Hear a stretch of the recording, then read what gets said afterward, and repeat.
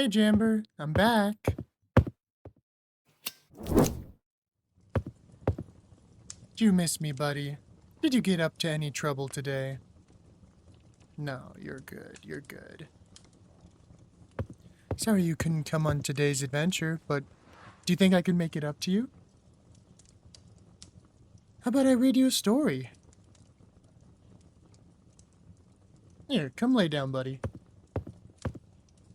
Let's see here. I haven't read this book yet, but it was recommended to me. Planting the seed.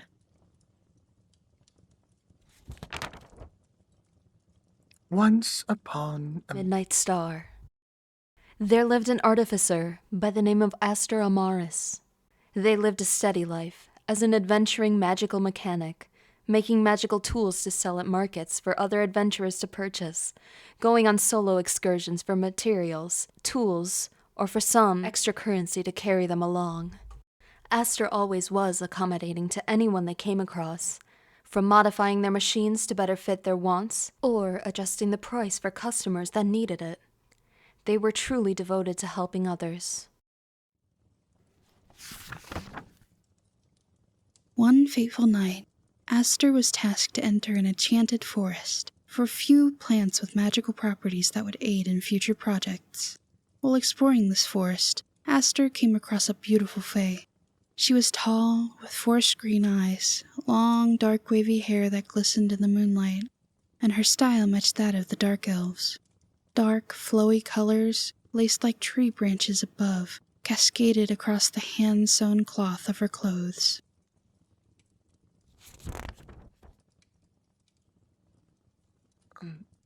Do you need any assistance, ma'am? I'm a skilled craftsman of sorts. Aren't you just an adorable little creature? It just so happens I could use a skilled talent in my homestead a short walk from here. Will you join me? Of course. Happy to be of service. The Fae have a dangerous reputation. Astor knows of the Fae and their vast set of abilities. They know to take precaution around them, watching every word to ensure their name is left unspoken. However, they would never refuse to help someone in need. Project after project, season after season, they worked on creating a better haven within her forest dwelling, improving her way of living, the animals, plants, and fellow neighbors. As Astor served everyone's needs, they began to become acquainted with the local Fae, learning about their fascination with the sky and space, along with associated names. Eclipsis, the one who found Astor in the forest that day, was known as Eclipsis. And though Astor learned the names of others, like Tempesta and Agule, they only really grew close to Eclipsis. The pair grew a bond, Astor falling in love, and Eclipsis becoming possessive over her unshackled servant. Eventually, Astor gave in to their feelings, willingly offering up their name. Loyalty. Astor's gift, though rash to some, managed to change something in Eclipsis. She realized how faithful Astor was, and the lack of effort she needed to use to even command Astor to her every wish. She felt guilty for her original motives, and their loyalty began to play chords on her heart. The eclipse.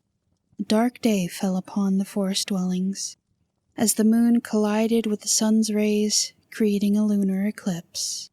The first ever experienced in Astor and Eclipsis' collective lifetimes. Eclipsis took it upon herself to be as close to nature as she could, isolating herself from everyone but the trees and animals. For this was the rare event she was named after. Astor, in turn, decided to work on a new project, to create a lighting system within Eclipsis' home that mimicked the eclipse. While they worked, however, a new shadow fell amongst their home. The second eclipse. A dragon had descended upon the dwelling. Its body glowed a purple shadowy light amongst the dimly lit sky. as heat built up in his vast lungs. Seconds later, a blinding light of purple and blue flames burst from the jaws of the Goliath, raining hellfire into the peaceful forest dwelling. Imminent danger. The fire collides mid-air with an invisible barrier. Aster had prepared magical defenses months prior, including a powerful shield that can withstand almost any attack, but was unsure if it would last against the behemoth.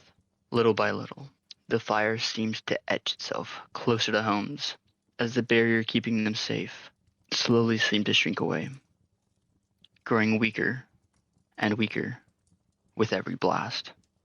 As the generator powering the regenerative shield begins to fall behind, unable to keep up with the hungry beast above, Aster's mind races. A chance.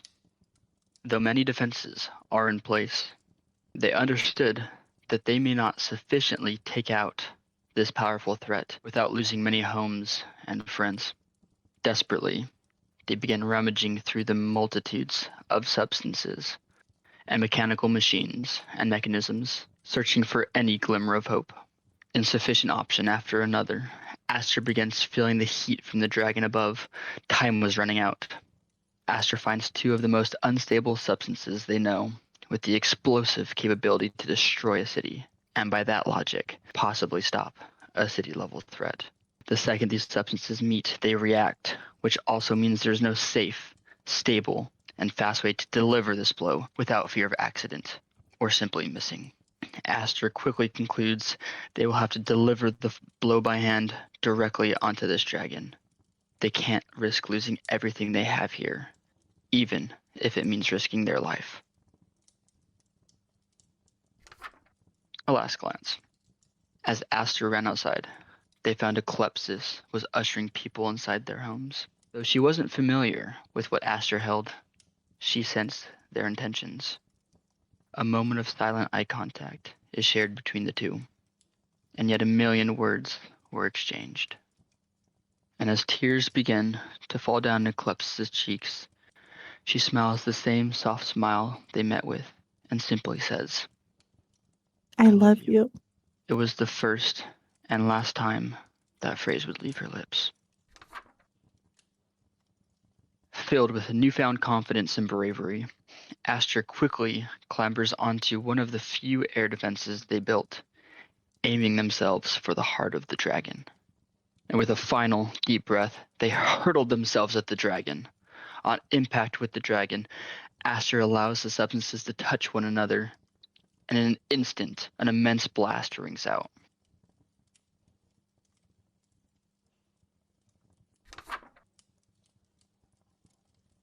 Thousand-year-old trees are nearly uprooted in the blast, carefully contained to the skies. And as the smoke clears, falling ash and lightly burning cinders float to the ground, as what little remains of the beast float down and burn up in the air. As the sun's rays begin to peek out again from behind the eclipse, the sound of the magical shield generator is the only noise remaining as it repowers itself to full strength. Everyone seems uninjured, with little to no damage to their belongings. After a quick check on her neighbors, Eclepsis heads into the woods, into the direction where they sensed what remained of Aster. What remained?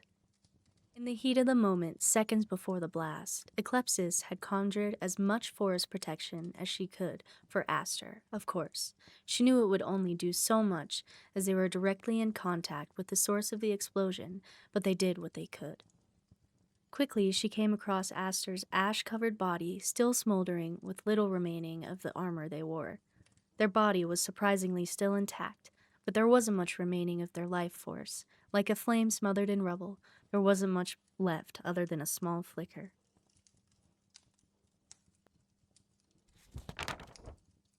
A second chance. Eclepsis kneeled before the scorched corpse, her mind raced with every emotion she had ever felt and more. It felt unfair for this to be the way things ended. It just wasn't right. And there was no way for them to return to the way it was. Her magic was powerful, but there tends to be drawbacks as the complexity of the magic increases. She had a solution in mind which would bring them back, but at the loss of their memory, and she wouldn't be allowed to interfere with their new life, as though she had their name. The name would no longer be theirs in their resurrection. They would begin again with a new life and a new name. It wasn't ideal, but after all they had sacrificed, she deemed them worthy of a second chance. The Fae are blessed with unworldly magic. Eclepsis, gathering her thoughts and her fellow Fae, prepare for this ritualistic magic. They travel to a secluded part of the woods, a clearing far off from their settlement, where they felt it best to perform the resurrection.